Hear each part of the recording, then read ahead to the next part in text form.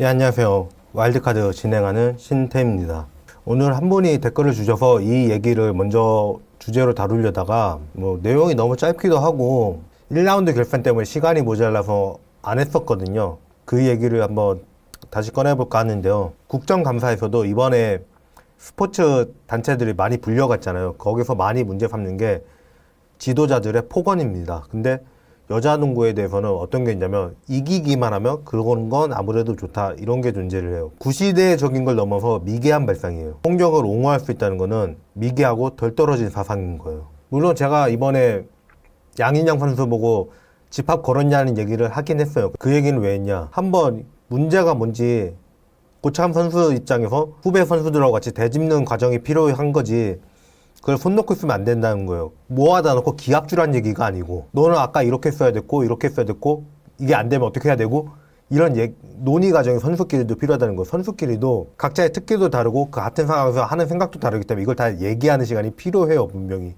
차라리 후배 가드들도 나 도저히 포스트업에 볼 못 넣겠다, 그럼 언니 나와라, 나와서 픽 걸어라 해야 돼요. 할 줄 알아야 돼요. 그거 다 모여서 한번 얘기해보는 것 말고는 나아질 방법이 없기 때문에 그런 얘기를 한 거예요. 12년 전에 오마이뉴스에서 났던 기사입니다. 오마이뉴스라면 농구 전문 매체는 아니죠. 자, 임정혁 기자의 이름으로 기사 검색을 해도 스포츠 기사는 뜨질 않아요. 그런데 이 기자가 꽤 장문으로 WKBL 주제로 하는 기사를 작성했단 말이에요. 그래서 그 기사를 한번 볼 건데요. 쓰지 않으려 했다.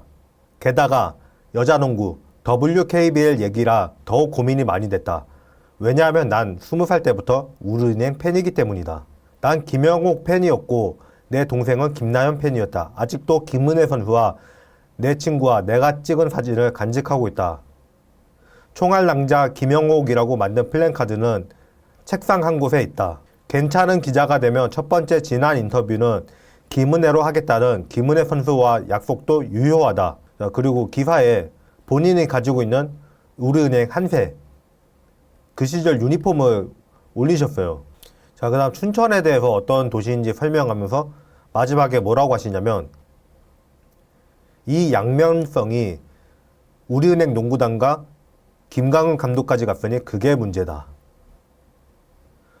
우리은행 김강은 감독 선수 폭행 논란으로 뜨겁다. 박해진은 곤란한 입장이다. 지난달 27일 우리은행과 신세계 경기가 끝난 후 우리은행 라커룸에서 김강은 감독이 박해진을 폭행했다는 보도가 나왔다. 예상대로 지난 1일 KDB생명 경기에는 우리은행과 KDB생명 경기 자체보다는 박해진 폭행 관련 취재가 뜨거운 것으로 전해졌다.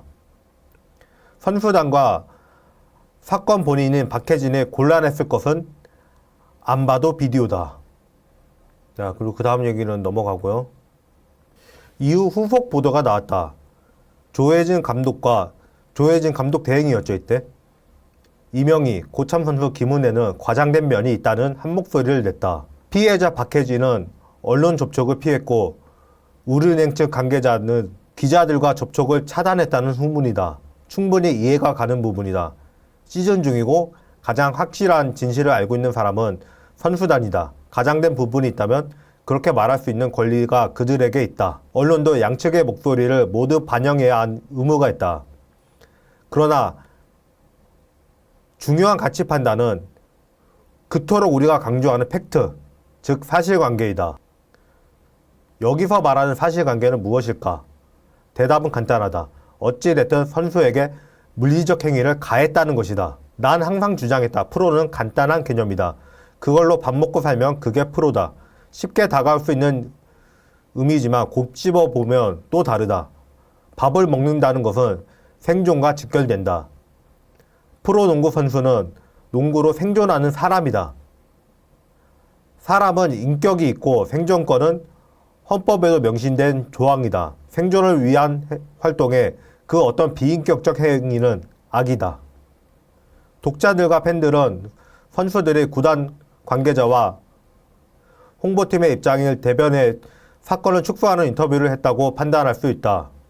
혹은 가장 가까운 사람이 말하는 것이 진실이라고 믿고 선수들이 말하는 것이 사실이며 언론이 과장하는 부분이 있다고 받아들일 수 있다. 판단은 온전히 독자와 농구 팬들 몫이다. 그러나 내가 하고 싶은 얘기는 딱 한 줄이다. 선수에게 물리적 행위를 가했다는 점이다. 우리는 이 부분에 주목할 필요가 있다. 이 점은 김강은 감독과 조혜진 감독 대행, 이명희 주장, 김은혜 선수의 입에서도 증명된 사실이다.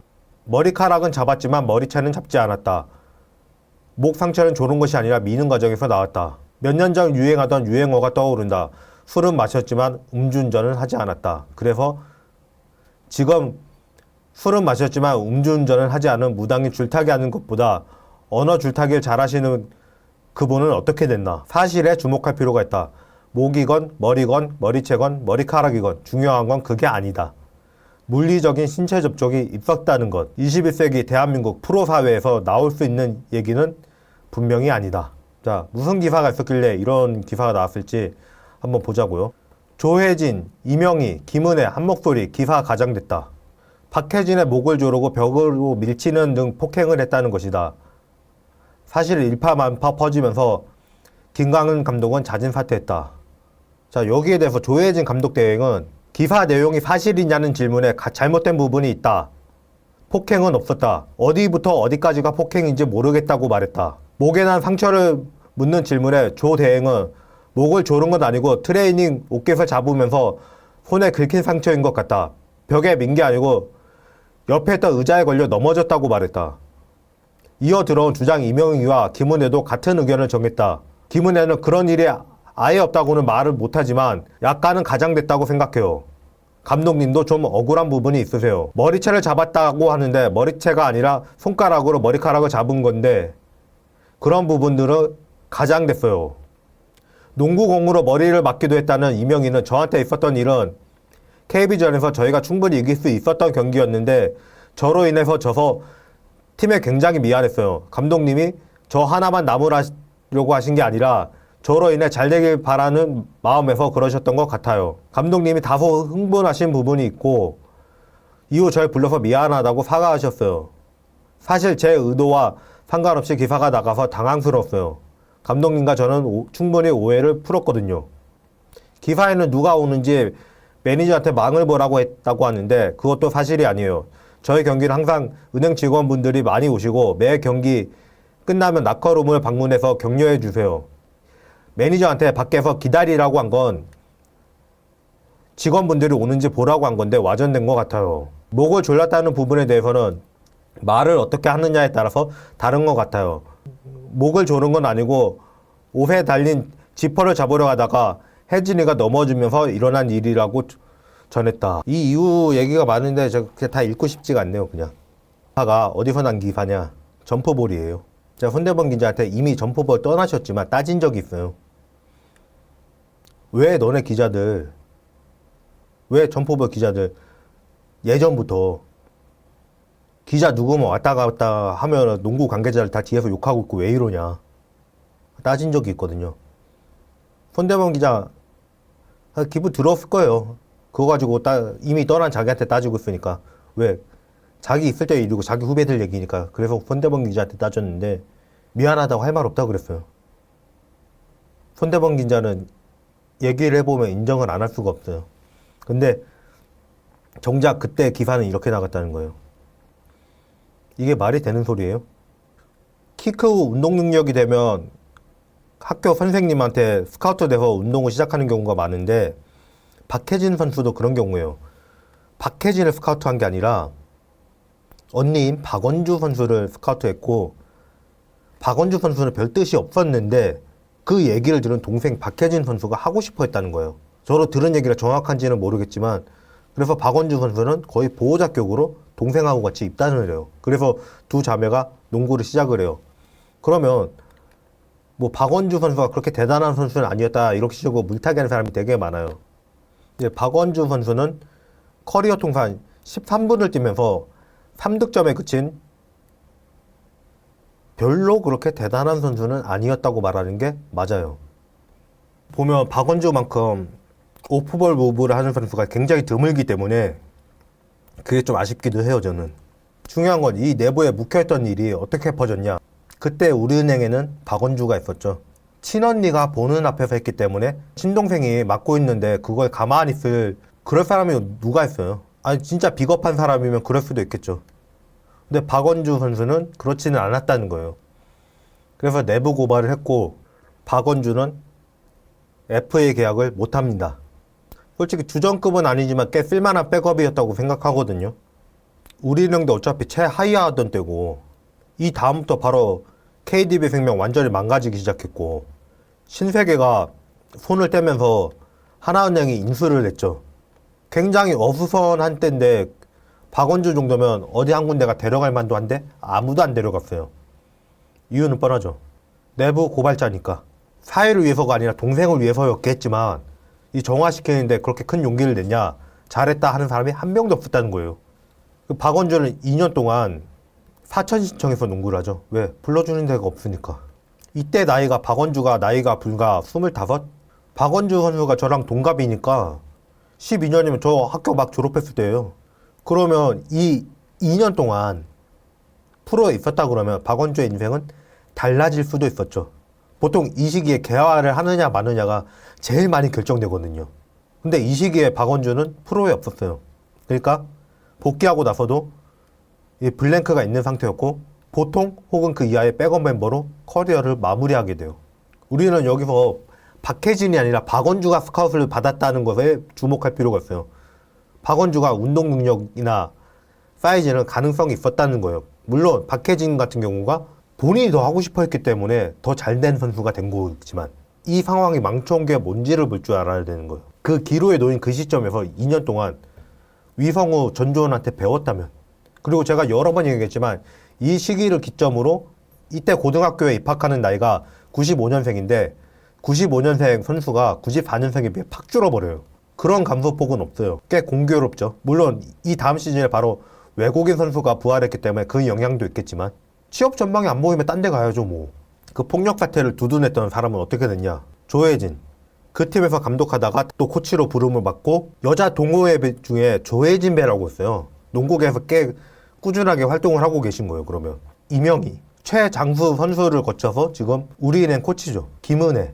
KBSN 해설위원을 지금 몇 년째 하고 있죠. 이래서 스포츠계 부조리, 불합리, 폭력 사태 이런 게 안 없어지는 거예요. 거기에 가담을 같이 해야지만 해설위원도 오래 할 수 있고 코치도 오래 할 수 있고 이런 거예요. 사실을 얘기한 사람은 바로 농구 인생이 끝난다. 이게 지금 우리나라 스포츠계에 부조리한 일이 많은 이유예요. 거기다 엘리트 스포츠제이기 때문에 판이 되게 좁아요. 일본이랑 비교하면 일본에서 하는 엘리트 스포츠제는 전문성을 살린 지원을 하는 거지 우리나라처럼 이렇게 판이 좁은 데서 하면은 얘기가 달라져요. 한 다리만 건너면 다 아는 사람 돼요. 솔직히 저도 한두 다리 건너볼까요? 그거 웬만한 선수 저도 다 아는 사람일걸요? 왜? 일단 수빈이가 연락하고 다니고 그러니까 수빈이 같이 뛰었던 사람들 한 다리만 건너면 다 연결되는 거고 그럼 한두 다리에 연결 안 된 사람이 누가 있어요 제가. 이렇게 좁은 판이에요. 그런 좁은 판이기 때문에 그런 폐쇄적인 판이기 때문에 박원주가 배신을 한 게 돼버렸다.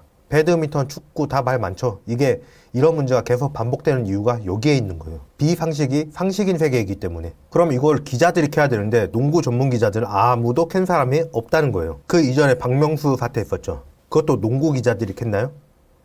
전혀요. 이 좁은 판이기 때문에 농구 기자들이 재정위원도 들어가고 제도를 만드는 회의에도 들어가고 이래요.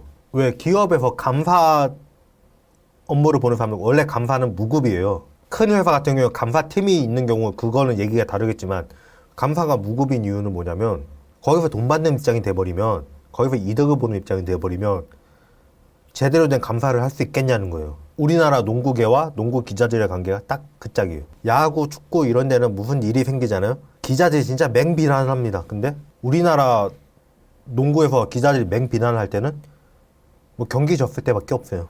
해설위원들도 공부 안 해요. 진짜 하나만 한 얘기만 해요. 저런 게 들어가 줘야지.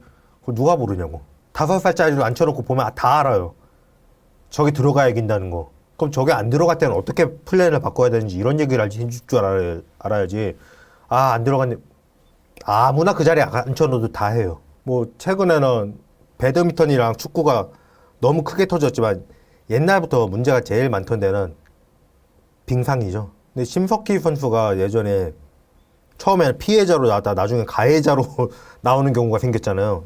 이거 보면서 그때 제가 스포티비 다닐 때예요. 직원들끼리 얘기하다 뭐라고 했냐면 야, 정서가 망가졌나? 바로 그 생각이 들더라고요. 그럼 불합리한 세계에 있고 비상식이 상식인 세계에 있다 보면 정서가 망가질 수밖에 없어요. 밖에서 봤을 때 상식적인 행동을 못해요. 거기선 그게 비상식이기 때문에. 어려부터 자란 그 세계가 그런 폐쇄적인 사회이기 때문에 그 밖에서의 상식을 적용할 수가 없어요. 운동선수들 다른 분야 사람들이랑 얘기하는 거 좋아하는 경우 되게 많아요. 왜?